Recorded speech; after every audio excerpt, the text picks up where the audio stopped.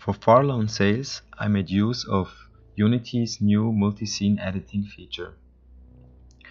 All our game content is separated into several scene files. Each of these scene files is a section, and I'm navigating here through Zone 3 and all its sections.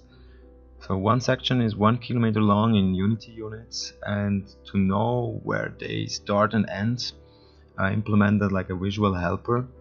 These blue lines show where the borders are of each section, and this can help level designers to place content and to know where they navigate through actually. All the scenes in the game are unloaded and loaded additive and asynchronously. Right now we can see two level sections in the hierarchy window, Zone 3 Section 2 and Zone 3 Section 3. The vehicle is moving towards a trigger called Scene Loader, that's the green label, and as soon as the vehicle is gonna reach this trigger, first Zone 3 Section 2, the last one on the left, will get unloaded. So this will happen soon.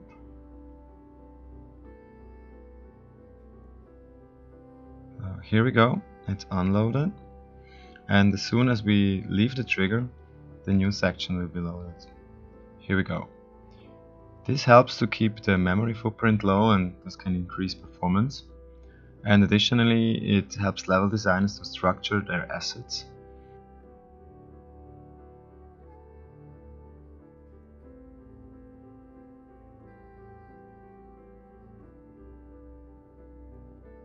In order to have a good workflow in the editor, I developed a few debugging extensions.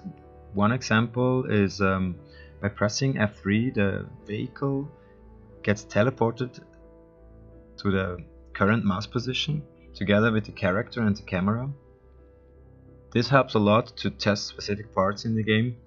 Otherwise, level designers have to mark like all three objects and navigate them over long distances in the game.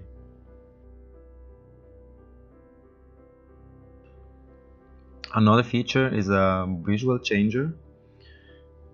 The visual changer just deactivates or activates meshes, and right now we see the collider mode, so we only see colliders of the vehicle.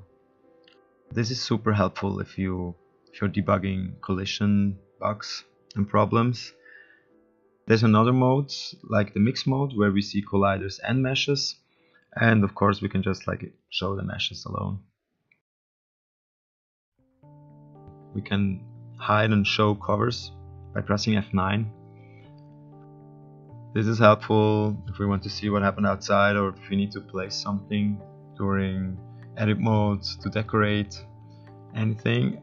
There is a house here on the right, and this house also has a cover, so when we need to decorate something inside of the place, we can just like remove the cover easily by this very simple shortcut.